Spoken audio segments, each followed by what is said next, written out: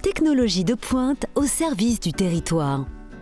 Le centre-ville d'Alençon est desservi en eau potable depuis la fin du 19e siècle. L'eau provenait gravitairement des sources de Launay, situées sur la commune de Colombier. En 1950, l'usine de production d'eau potable de Courteil a vu le jour avec une première file de traitement. L'eau était pompée dans la rivière de la Sarthe. Cette usine a été complétée en 1973 par 2 autres files pour répondre à l'évolution des enjeux du territoire. Au début des années 2010, la communauté urbaine d'Alençon a initié la reconstruction de cette usine qui était devenue vétuste, mais également afin de sécuriser l'alimentation en eau potable sur le territoire. Ce nouvel équipement a permis d'améliorer la qualité du traitement, notamment vis-à-vis de l'élimination de la matière organique, d'apporter un confort aux usagers en intégrant une étape de décarbonatation, de créer une filière de traitement des eaux sales qui étaient jusqu'à présent rejetées directement vers la Sarthe et d'augmenter la capacité de production, passant de 720 m3 de l'heure à 1000 m3 de l'heure. L'usine constitue un élément majeur dans l'alimentation en eau potable de la communauté urbaine d'Alençon.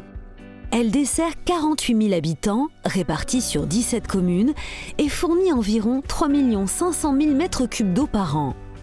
En 2015, la communauté urbaine d'Alençon a confié un marché de conception-réalisation à un groupement d'entreprises mené par Suez pour améliorer la qualité de l'eau produite au meilleur coût dans les conditions de fiabilité optimale, de performance et de sécurité d'exploitation.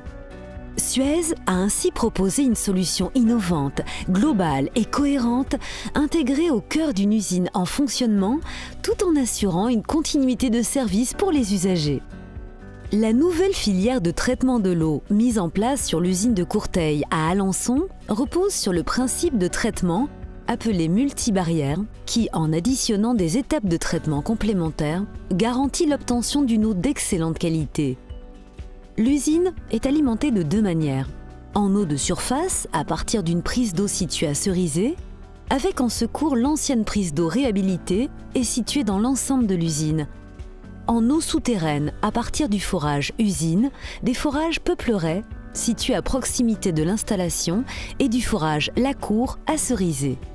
Pour rendre cette eau brute potable, le traitement se compose de plusieurs étapes, chacune dédoublée pour garantir sécurité et fiabilité de production. La première étape, la cascade. L'eau de forage, une fois pompée, est dirigée sur une cascade qui permet de dégazer le dioxyde de carbone présent dans l'eau afin de réduire l'acidité et ainsi de diminuer les quantités de réactifs qui seront introduits au niveau de la décarbonatation. L'eau de surface et l'eau souterraine aérée sont réunies pour être décarbonatées sur les 2 files d'ouvrage. La seconde étape, la décarbonatation sur Dansadeg. La décarbonatation par Dansadeg est la seconde étape du traitement de l'eau. Elle a pour but de réduire la dureté de l'eau et distribuer ainsi aux usagers une eau plus douce.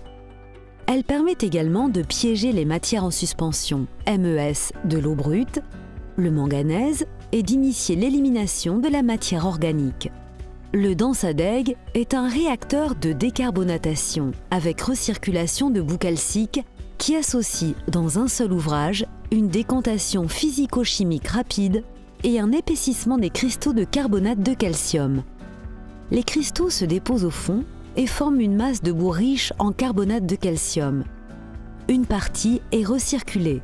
Les boues en excès partent vers une étape de déshydratation. L'eau clarifiée est récupérée en surface et est dirigée vers l'étape suivante de traitement. La troisième étape, l'intertraitement. Après la décarbonatation, l'intertraitement intervient sur chacune des 2 files et consiste en une injection de chlorure ferrique pour la coagulation dans le pulsazur en aval. Le choix du dosage au chlorure ferrique plutôt qu'un sel d'aluminium comme sur l'ancienne installation permet d'améliorer l'efficacité de traitement de la matière organique et d'éviter d'apporter de l'aluminium dans l'eau. La 4e étape, traitement COT et pesticides sur pulsazur. Une fois cette injection de chlorure ferrique, c'est au niveau des 2 réacteurs appelés pulsazur, pouvant traiter 550 m3 de l'heure chacun, que l'élimination des matières organiques et des pesticides est réalisée. L'eau traverse un lit de charbon actif en poudre, maintenu en suspension grâce à des pulsations. Les substances indésirables, matières organiques résiduelles, pesticides, micropolluants, sont éliminées par adsorption. Le charbon actif est extrêmement poreux et fonctionne comme une éponge en piégeant les molécules. La 5e étape, post-traitement. Pour l'étape de post-traitement, l'objet est double. Corriger l'acidité de l'eau par une injection de soude, injecter du permanganate de potassium permettant l'oxydation du manganèse et du fer soluble. La 6e étape, filtration sur sable. Après avoir été décantée, l'eau peut ensuite être filtrée grâce à la filtration sur sable mise en œuvre dans les 4 filtres Aquasur V. Chaque filtre peut traiter 275 m3 de l'heure chacun, qui est composé d'un procédé de séparation solide-liquide. Cette étape est principalement destinée à retenir le résiduel de matière en suspension, MES, les oxydes de manganèse et le fer. La 7e étape, l'ozonation. Une fois filtrée, l'eau va être ozonée afin de parfaire l'affinage en termes d'élimination des matières organiques pour obtenir des teneurs allant au-delà des normes de potabilité. Pour cela, les ozoneurs existants de l'ancienne installation qui produisent l'ozone injecté dans l'eau sont réutilisés. La 8e étape, filtration sur charbon actif en grains. L'eau va être ensuite affinée de nouveau grâce aux 4 ouvrages de filtration sur charbon actif en grains, permettant en complément de l'affinage de la matière organique de parfaire l'élimination des pesticides. Pesticides déjà éliminés au niveau du réacteur à charbon actif en poudre, Pulsasur.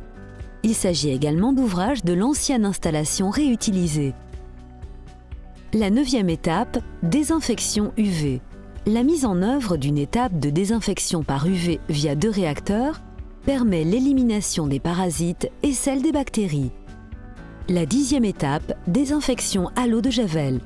Après l'étape de désinfection UV, survient la désinfection à l'eau de javel qui permet de maintenir la qualité de l'eau produite de très bonne qualité sanitaire, notamment en termes de bactériologie pour le stockage dans les 2 bâches eau traitée, puis le réseau de distribution en aval. La 11e étape, neutralisation et mise à l'équilibre. Avant la mise en distribution, l'eau subit un ajustement de pH réalisé par injection de soude. La 12e et dernière étape, stockage et distribution. L'eau produite est ensuite stockée dans 2 citernes de 1000 m3, à partir desquelles les pompes de distribution transféreront l'eau potable vers le réseau de distribution. Ces pompes alimentent les réservoirs des couves, villes et de Persaignes. Les réservoirs villes sont situés près de la gare SNCF, construit en 1950 en même temps que la première tranche de l'usine et réhabilitée en 2014. Chaque réservoir possède une cuve de 1500 m3. Ils sont reliés à l'usine par environ 1,5 km de réseau. Les réservoirs des couves sont, eux, situés dans la ZI. Les 3 ouvrages construits au début des années 1970 ont chacun une capacité de 1800 m3. L'édicule est situé à 43 mètres de haut. Ils sont reliés à l'usine par plus de 3 km de réseau. Ces derniers sont les plus sollicités car ils alimentent les principaux industriels qui, à eux seuls, représentent près d'un quart des volumes vendus. Ariaquet, Selvi, Fromagerie Richemont, Roxane. Quant aux réservoirs de Persaignes, situés à Saint-Paterne, ils sont identiques à ceux des couves. Ils ont été réhabilités en 2020. Ils sont reliés à l'usine par près de 2,7 km de réseau. L'usine d'eau potable de Courteil et le territoire de la communauté urbaine d'Alençon bénéficient des procédés techniques les plus en pointe éprouvés par Suez. Ce concept multi-barrières répond aux enjeux du territoire et à l'ambition de la communauté urbaine d'Alençon d'assurer la sécurité de l'approvisionnement en eau potable de ses membres tout en veillant à la gestion et à la préservation des ressources.